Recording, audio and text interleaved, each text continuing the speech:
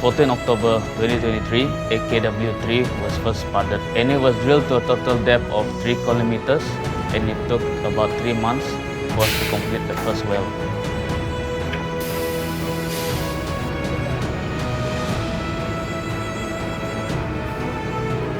Going down the timeline to the next well, AKW2.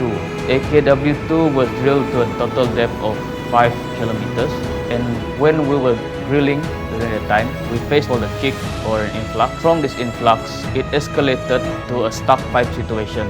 The rig crew, team from PETROS, did a pretty good job to settle this, most importantly safely. The well with the stuck pipe was cemented in. We did a sidetrack job leading to AKW2 sidetrack 1. So this well was drilled and completed in the shallower reservoir. The well was left with diesel and completion fluids.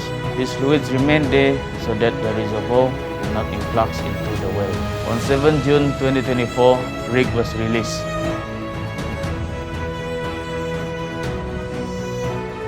So part of the data acquisition for AKW2 is a coring operation. A coring operation is where we acquired samples of rock in the subsurface. So in this case, we acquired 18 meters of continuous core deep in the subsurface, around 2,000 meters deep. Using the core, we sent the samples to a laboratory where we did our studies on it. We inspected the core for the reservoir qualities, which may be relevant to the production later.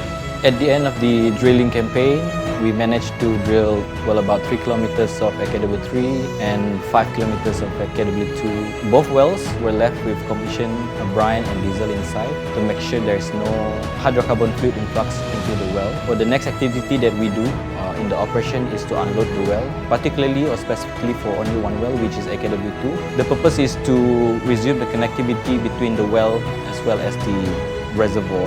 The indication that we observed on site during the well unloading operation was pretty positive in terms of the well performance as well as the fluid produced. So the progression of AKW post its unloading operation will be continued with the updates of its MVP and eventually the approval of its FID.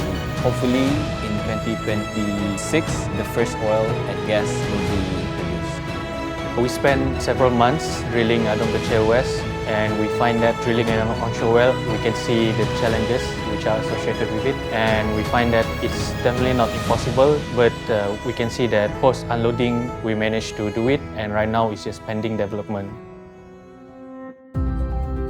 Through the graduate program, PETROS ensures Sarawakian graduates are equipped with the right and relevant core competencies in the industry. Throughout the drilling campaign of the SK433 Adong Kechil West, we were given the opportunity to gain experience through the on-job training at the onshore drilling site.